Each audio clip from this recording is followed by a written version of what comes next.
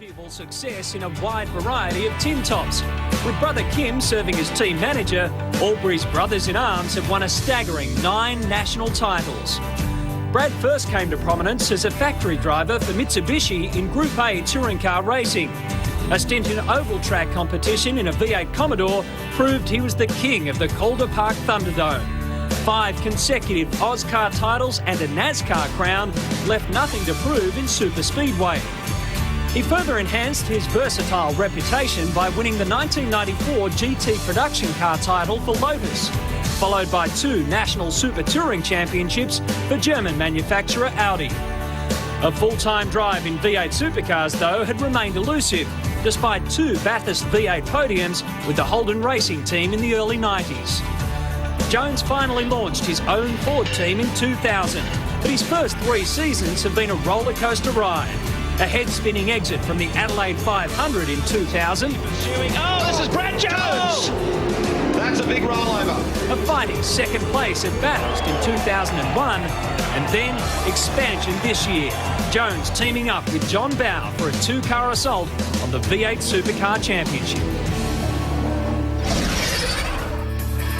And that 2-car assault has reaped the rewards here at Barbagallo. The guys who are highlighted in yellow are our movers and shakers. Cameron McConville went up 18 positions. Cameron McLean finished 9th, his first top 10 of the year. The guys who went backwards, Marcus Ambrose dropped 18 and Craig Lowndes dropped 23. Bradley Jones, he was the best mover of the day. 22 positions he moved through the field. And what about his teammate John Bowe? A podium finish for the first time this season. He's with Baz. But you're happy with that, JB? Well, I am, mate. I really wanted to talk to you again, and obviously to do that, you've got to get in the first 3. So here I am. No, it's great. The car was really good, and this Aussie Mail team are just a sensational group of people. And, I mean, you can see how much progress we've made since the start of the year, and it's all down to their hard work and ingenuity. So, like, I'm delighted. I'm in the latter stages of my career, obviously, and I've got this great group of people and a great sponsor, so it's fantastic. That's great, because Bradley had a good result as well, didn't he? Yeah, absolutely. I mean, he came from 30th to 8th, so I mean, that has to be the drive of the century, doesn't it? Pleased for you. Yeah, thanks, mate. Good on you. So am I. Well, Thanks, Greg John. Murphy, what about that? A fantastic start to the race, and the tyres held on just to the end.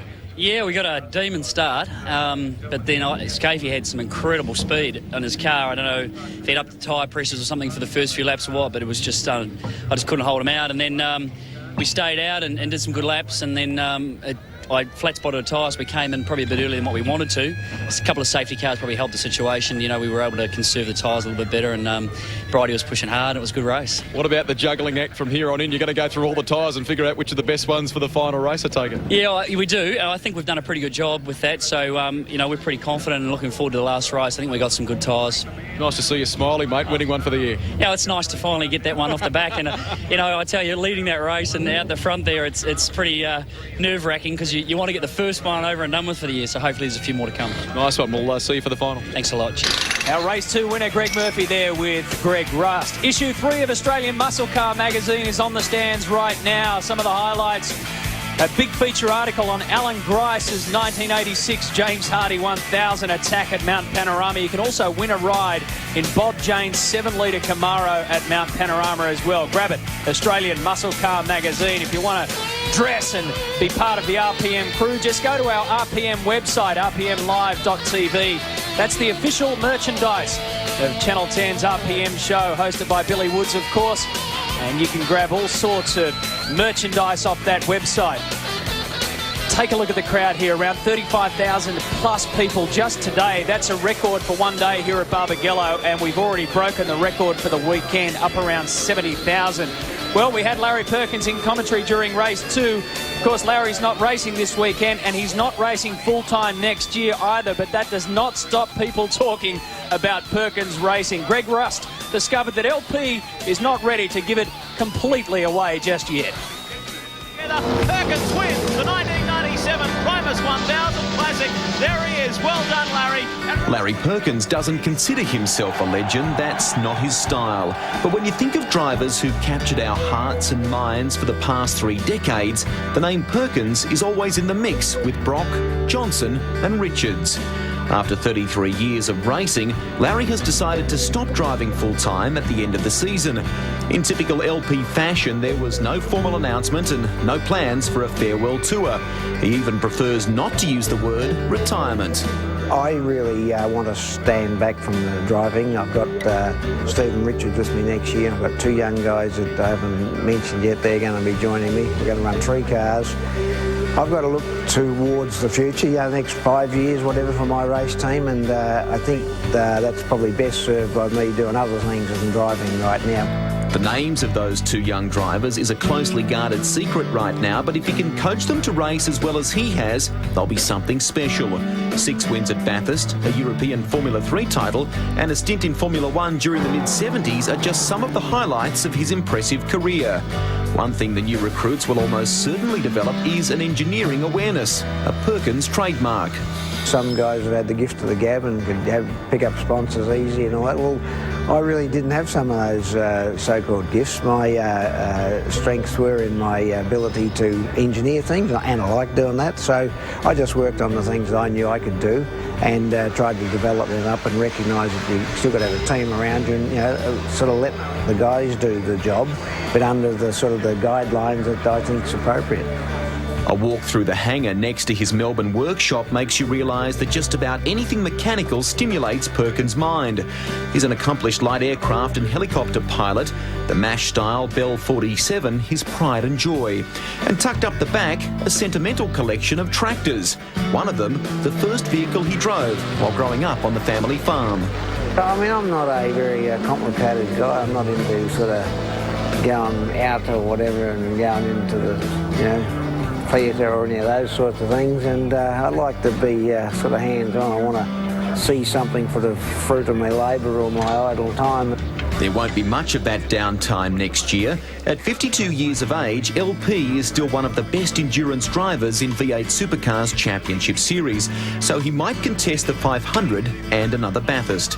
He's determined not to become the meddling team owner, and when he quits for good, don't expect a Nelly Melba. Perkins is enormously proud of the team he's built up, and losing Russell Ingall after 8 years will be a huge blow. But if you think it's taken the edge off V8 Supercar's king of straight talk, think again. When you finally put the helmet away, will there be any regrets? Will Larry Perkins look back and say, geez, I wish I'd done that, or I could have tried that, or in motor racing terms? No, I don't have regrets in life. Look, I get into something, I give it my best shot, and, that's it. He's a good yarn, isn't he, LP, Larry Perkins, but there's a bigger story unfolding right here at Barbagallo Raceway. Is this the one that stops the skate streak? We'll be back on the grid for race 3 right after the break. Bam, bam. Rock the nation, take over television and radio station. Bam, bam. The truth shall come, give the corporations of complication. Bam, bam. Rock the nation, take over television and radio station. Bam, bam. The truth shall come, give the corporations of complication. Say,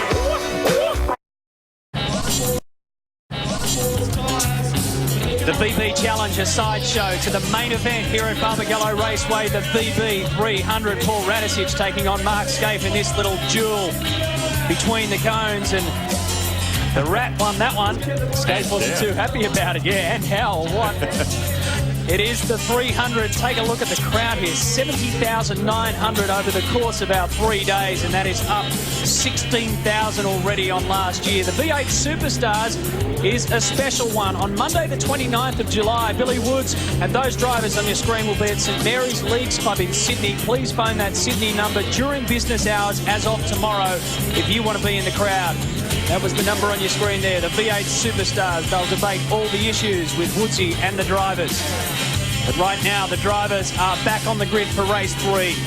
Greg Murphy qualified 12th, came 3rd in race 2. That's where he started. Of course, he came 1st in race 2. Cameron McConville, what an effort from him.